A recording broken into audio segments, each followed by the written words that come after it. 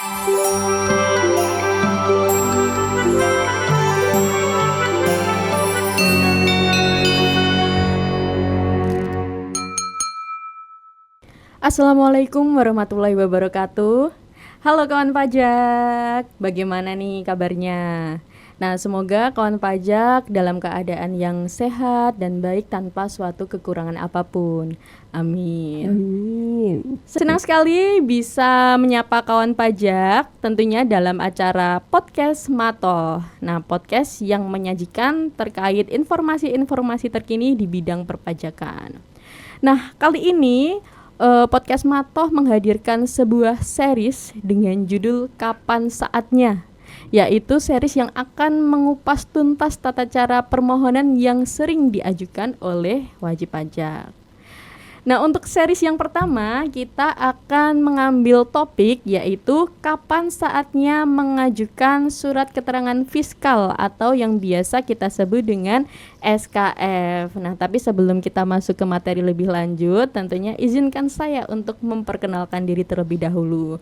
Karena di sini hitungannya saya anggota baru nih di podcast Matoh ini. Anak baru ya? Iya betul. Nah, perkenalkan, nama saya Lolita Fajrin Dewi Hanarki atau biasa dipanggil dengan Lolita.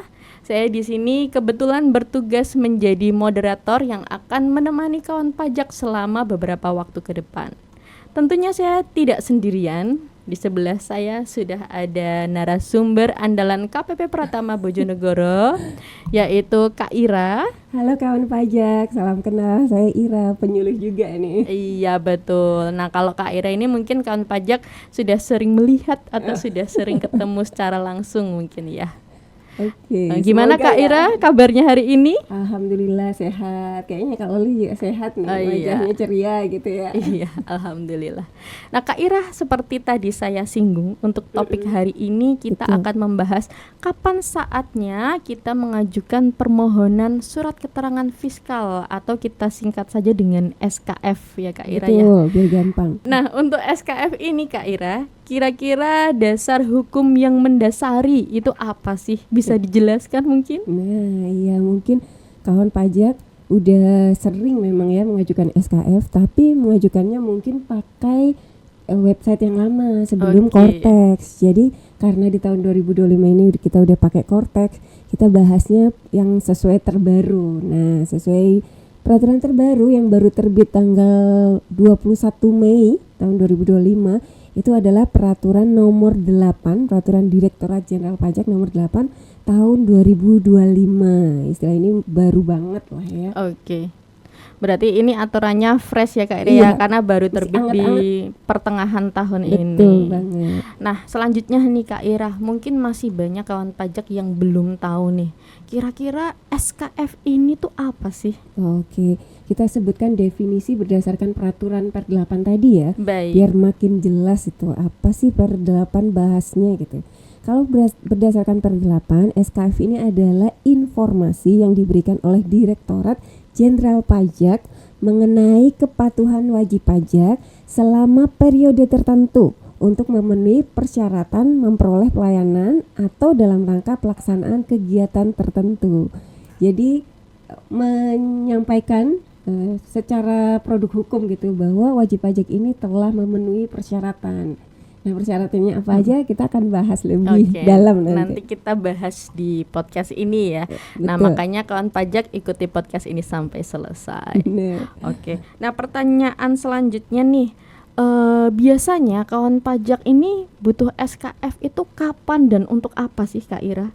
Benar banget. Pasti pada bertanya-tanya, mungkin ada yang baru dengar tentang SKF ya. Terus kok nggak pernah mengajukan SKF? Kapan saatnya? Nah, sesuai series kita ya. Iya. Kapan saatnya mengajukan SKF? Biasanya atas kepentingan berikut ini. Yang pertama adalah misalnya wajib pajak tersebut akan mengajukan penggunaan nilai buku atas pengalihan harta karena penggabungan usaha, peleburan usaha, pemekaran atau pengambil alihan usaha. Ini kan beda ya, karena habis yang satu jadi dua misalnya kalau pemekaran gitu ya, atau yang dua jadi satu atau lebih dari satu jadi satu karena penggabungan. Ini mau pakainya nilai buku, nah itu butuh SKF.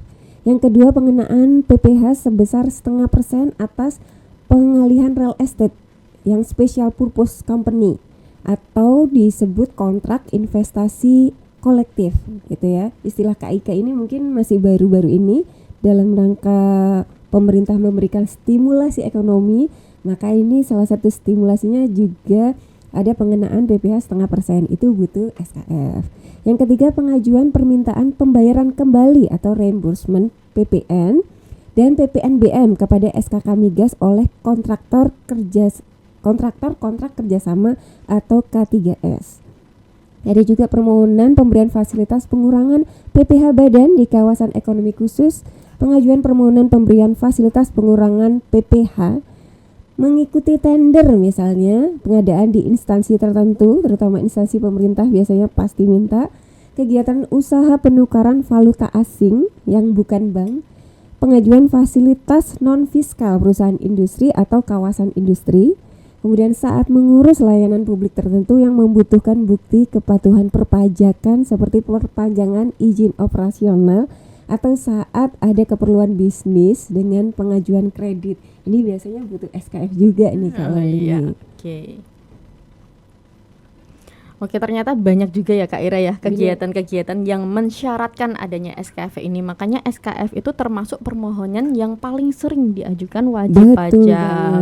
Baik. Nah, selanjutnya nih Kak Ira, gimana sih caranya untuk mengajukan SKF ini? Nah, karena sekarang kita udah melaunching Kortex ya, Direktorat Jenderal Pajak, pengajuannya otomatis disarankan lewat Kortex nih. Jadi secara elektronik melalui internet gitu ya, yaitu melalui portal wajib pajak di Kortex atau laman atau aplikasi lain yang terintegrasi. Saat ini sih belum disediakan, lebih ke Kortex saja, tapi nggak menutup kemungkinan kedepannya akan disediakan laman lain yang bekerja sama.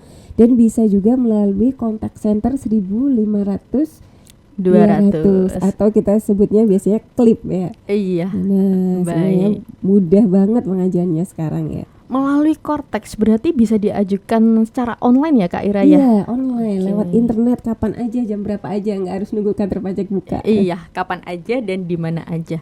Mungkin bisa dijelaskan sedikit Kak Ira untuk pengajuan lewat Kortex itu gimana sih caranya? Nah, caranya ini gampang banget sebenarnya. Kawan pajak yang udah biasa login ke Kortex, maka monggo silakan login. Kalau orang pribadi jangan lupa pakai NIK. Kalau badan pakai login PIC-nya, tetap pakai NIK ya. Kemudian masukkan passwordnya, captcha, login. Jangan lupa impersonate kalau itu wakil usaha atau itu adalah wakilnya orang pribadi. Kalau bukan wakil sih orang pribadi bisa langsung, nggak usah impersonate. Tapi kalau wakilnya jangan lupa impersonate dulu. Kemudian pilih menu layanan wajib pajak. Pilih lagi layanan administrasi. Kemudian nanti akan muncul pilihan layanan pemenuhan kewajiban perpajakan. Nah, itu ada submenunya yang keluar tuh.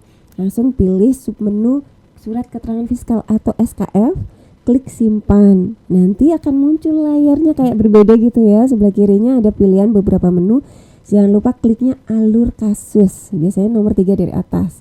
Terus pastikan begitu diklik alur kasus akan muncul tuh data-data otomatis terisi. Monggo dicek dulu datanya udah bener apa belum. Kalau sudah benar, lanjut ke bawah, di scroll, semua data-data yang masih kosong bertanda bintang wajib diisi. Kalau udah diisi, silakan centang pernyataannya, klik simpan. Nanti akan muter-muter sedikit biasa khas Kortex ya. Kemudian akan muncul notifikasi permohonan berhasil disimpan.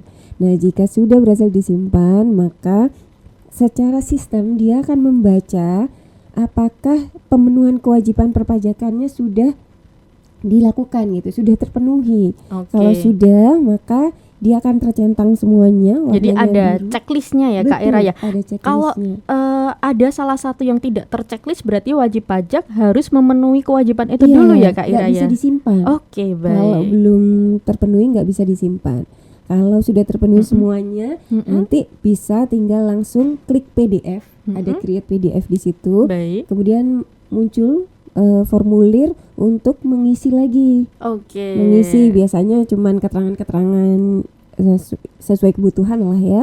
Kemudian kalau sudah klik simpan, tinggal tanda tangan elektronik yang masukkan password itu. Baik. Kemudian klik lagi kirim gitu. Kemudian otomatis layar akan berganti secara otomatis dan memberi peringatan bahwa disuruh nunggu sekitar 5 menit gitu. Oh iya, siap. Prosesnya secara otomatis itu paling lama 5 menit.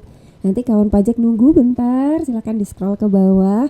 Maka kalau berhasil akan muncul tombol download. Bisa langsung diklik atau di-preview untuk melihat dokumennya seperti apa. Kemudian nggak lama kemudian akan muncul notifikasi kasus sudah ditutup.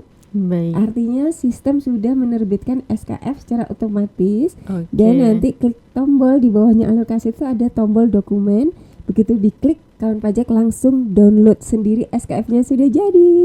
Oke, jadi SKF ini apabila diajukan secara online berarti langsung terbit dokumennya tanpa Langsung. penelitian dari KPP ya Betul, Kak ya. janjinya 5 menit tuh. Oke, Secara maksimal sistem. 5 menit. Bisa ditunggu. Oke, nah itu tadi kawan pajak untuk tata cara pengajuan melalui Cortex. Jadi ketika kawan pajak melakukan permohonan saat itu juga, maka untuk dokumen SKF juga bisa langsung di-download ya Kak Ira Iya, ya. mudah Cukup kali ya. mudah. Betul. Nah Kak Ira, seperti kita tahu tidak semua kawan pajak bisa untuk pengajuan secara online melalui Cortex. Gitu. benar. Kadang kan ada yang masih bingung ya. Nah kalau seperti itu ada tata cara yang lain nggak Kak Ira? Nah itu sebenarnya selalu ada kemudahan ya. Iya, Di betul dalam sekali. kesulitan. Kalau untuk kawan pajak yang merasa kesulitan, maka monggo datang aja ke KPP mengisi formulir.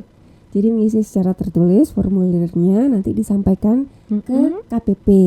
Nanti prosesnya itu bisa datang langsung, bisa lewat pos kalau masih keberatan untuk datang langsung. Oke. Yang penting posnya tercatat ya, jangan yang pakai apa namanya zaman dulu pakai perangko. Oh Nah, itu iya. kan nggak tercatat, harus Iya. yang tercatat ini. Iya, baik. Nah, berarti bisa pengajuan manual ke KPP juga dengan mengisi formulir. Betul Nah, kalau banget. pengajuan secara manual atau tertulis ini kira-kira syarat-syarat lampirannya apa Kak Ira? Nah, syarat lampirannya itu sebenarnya sama dengan kalau lewat Cortex, cuman kalau Cortex kan sistem yang baca. Iya. Kalau ini memang harus dilampirkan, yaitu permohonannya pasti harus Uh-uh. harus ada ditandatangani langsung oleh yang bersangkutan atau wajib pajak. Kalaupun diwakilkan kuasa, maka harus dilampiri surat kuasanya gitu ya. Kemudian dilampiri fotokopi kartu identitas KTP Oke. atau KTP dan KK. Terus kalau itu badan usaha, maka harus dilampiri akte pendirian yang menyatakan bahwa yang tanda tangan itu adalah pengurus. Oke. Jadi kita yakin ya bahwa yang mengajukan ada pihak Pengurusnya, yang berhak. iya, Betul. pihak yang berhak. Nah, selanjutnya nih Kak Ira, kalau misal kita sudah mengajukan, apakah sudah pasti diterima atau dikabulkan? Nah, kalau tadi secara elektronik di Cortex dia otomatis akan melihat kepatuhan perpajakannya. Iya, Nah, ini betul. ceritanya karena secara manual, maka yang melakukan penelitian wajib dilakukan ya penelitian itu oleh petugas KPP. Baik. Gitu ya. Nah, yang pertama dicek dulu kelengkapan formalnya gitu, lampirannya lengkap atau tidak. Kalau tidak lengkap langsung dikembalikan kepada wajib pajak. Kalau sudah lengkap langsung diberikan tanda terima gitu. Oke. Oke, nah kemudian dilakukan pengecekan persyaratan materialnya ya Kak Ira ya. benar. Nah, mungkin bisa dijelaskan untuk pengecekan material itu meliputi apa saja sih? Nah, ini sebenarnya sama Oh, seperti iya. yang ada di Cortex gitu. Oke. Yang pertama adalah pengecekan apakah wajib pajak yang bersangkutan telah melaporkan SPT tahunan 2 tahun terakhir Baik. yang sudah jatuh tempo. Oh. Jadi contohnya kalau tahun 2025 berarti apakah sudah lapor tahun pajak 2024 dan 2023 23, gitu oke. ya. Dan sudah melaporkan kalau dia PKP ini statusnya sudah melaporkan SPT PPN 3 bulan terakhir. 3 bulan terakhir yang sudah jatuh Sudah tempo. Jatuh tempo juga. Baik. Jadi kalau ini bulan Oktober yang sudah jatuh tempo kan yang bulan Agustus ya. Jadi Agustus mundur Juli sama Juni sudah harus lapor, baru dianggap memenuhi syarat. Gitu. Ada lagi persyaratan berikutnya adalah apakah wajib pajak punya utang pajak atau enggak. Oke. Karena utang pajak itu bagian dari pemenuhan kewajiban. Jadi kalau nggak punya utang pajak langsung bisa dipenuhi. Dan yang terakhir adalah wajib pajak dipastikan tidak sedang dalam proses penanganan tindak pidana di bidang perpajakan. Oke. Jadi kalau sudah memenuhi syarat-syarat yang dijelaskan Kak Ira, berarti sudah bisa diterbitkan SKF-nya ya Kak ya. Nah, betul banget. Maka kalau sudah terpenuhi semua syaratnya, maka bisa langsung diterbitkan oleh KPP terdaftar gitu ya. Oh, Baik. mohon maaf. ini agak tricky, bukan KPP terdaftar, tapi itu nanti dijelaskan nih. Oke. Apa? Kenapa yang SKF ini? Oh, mohon maaf, ya benar sih. Yang SKF itu KPP terdaftar. Saya agak ini ada beberapa permohonan memang Iya. ya sehubungan dengan per 8 ini khusus untuk SKF, benar banget di KPP terdaftar. Di KPP terdaftar. Nanti diterbitkan. Prosesnya itu maksimal 3 hari kerja. Oke, maksimal 3 hari kerja ya. Gitu, Baik. untuk SKF. Jadi bisa ditungguin nggak terlalu lama lah, nggak sampai seminggu. Iya, tapi kalau online bisa lebih cepat lagi ya Kak itu Ira, bisa cuma langsung 5 jadi. menit. Iya, Ya. betul sekali. Nah, Kak Ira, untuk SKF ini kira-kira berlaku berapa lama sih? Apakah 1 tahun, 1 bulan, atau berapa lama, bisa dijelaskan? Nah, kalau SKF ini karena terkait dengan pemenuhan kewajiban perpajakan ya, tadi ngikat ke SPT tahunan dan SPT masa, jadi nggak bisa Iya, lama-lama iya. karena kan belum tentu wajib pajak sudah melaporkan terus-menerus. Oke. Masa berlakunya 1 bulan, Oh, 1 terhitung bulan. sejak tanggal diterbitkan. Oke, kalau misal wajib pajak butuh SKF lagi, maka bisa mengajukan permohonan kembali, begitu ya Kak Ira ya? bisa. Dan SKF itu berlaku untuk wajib pajak cabang juga. Oke. Jadi enak kan, cuma Iya. ngajarin sekali untuk semuanya dari pusat sampai cabang bisa. Oke. Nah, seperti kita tahu Kak Ira, untuk SKF itu sebagai pemenuhan kegiatan-kegiatan tertentu. Nah, Ya, biasanya yang kegiatan-kegiatan ini berkaitan dengan instansi lain. Betul banget. Nah, kalau misal instansi terkait ini memerlukan pengecekan lebih lanjut terkait dengan keaslian atau Betul. keabsahan SKF, nah itu gimana caranya Kak Ira? Nah, itu juga diatur juga di per 8 gimana caranya Oke. biar instansi lain yakin nih SKF yang diterima itu sudah benar gitu ya. Iya, Dari betul. Direktorat Jenderal Pajak. Yang pertama itu bisa scan QR code atau kode respon cepat, itu istilahnya QR code ya, yang Iya. tercantum dalam dokumen SKF tersebut. Atau bisa telepon juga ke Kering Pajak di 1500-200. Kemudian bisa nanya langsung ke KPP terdaftar atau KP2KP-nya gitu Baik. ya. Atau kalau suatu saat nanti mungkin akan segera di launching laman apa atau aplikasi lain yang terintegrasi dengan sistem Direktorat Jenderal Pajak, biasanya ini USS gitu. Biasanya langsung Oh iya. terintegrasi, itu bisa Oke. dilihat juga, atau yang disediakan oleh kementerian lain yang menaungi penyelenggaraan sertifikat elektronik. Biasanya yang kita tahu di SSN, BRIN gitu ya, bisa bantu scan QR code-nya, kalau memang benar otomatis sudah valid tuh SKF-nya. Oke, nah tadi sudah lengkap sekali ya, kurang lebih seperti itu kawan pajak. Untuk penjelasan sudah dijelaskan oleh Kak Ira dari A sampai Z, sangat lengkap sekali. Nah yang terakhir nih Kak Ira, kira-kira adakah pesan khusus yang ingin diberikan kepada kawan pajak terkait SKF ini? Nah, pesannya adalah nasi goreng 1 dan es. Enggak ya, pesannya enggak kayak gitu. Pesannya adalah SKF yang diperoleh wajib pajak itu tidak menghilangkan kewenangan Direktur Jenderal Pajak untuk menetapkan besarnya pajak yang terutang, melakukan penagihan utang pajak kalau memang sesudah terbitnya SKF ada utang pajak, dan atau mengenakan sanksi pidana sesuai dengan ketentuan peraturan perundang-undangan di bidang perpajakan. Jadi bukan berarti pegang SKF udah santai ya, nggak akan Iya. ada utang pajak, karena Oke. belum tentu, masih Belum tentu. dibaca juga kewajiban-kewajiban lain yang sedang berjalan. Oke, siap. Nah itu tadi ya penjelasan yang sangat bermanfaat dari Kak Ira.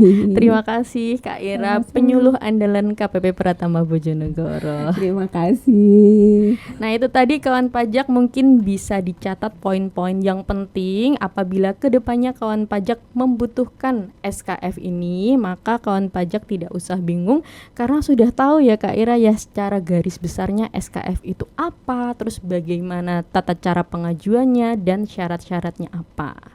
Nah nggak kerasa nih Kak Ira, kita sudah menemani kawan pajak ya, kurang lebih berapa menit ya ini ya? 10 jam kali ya kita sudah menemani Lumayan kawan ya ini. pajak. Nah, mungkin itu saja. Saya selaku moderator izin undur diri. Jangan lupa kawan pajak untuk mengikuti podcast kita selanjutnya. Dan apabila kawan pajak ingin update informasi terbaru terkait perpajakan, kawan pajak bisa memfollow media sosial Pajak Bojonegoro. Oke. Segera follow biar nggak ketinggalan informasi betul. terupdate ya. Oke, izin saya tutup untuk podcastnya. Sampai jumpa dan wassalamualaikum warahmatullahi wabarakatuh. Terima kasih kawan pajak.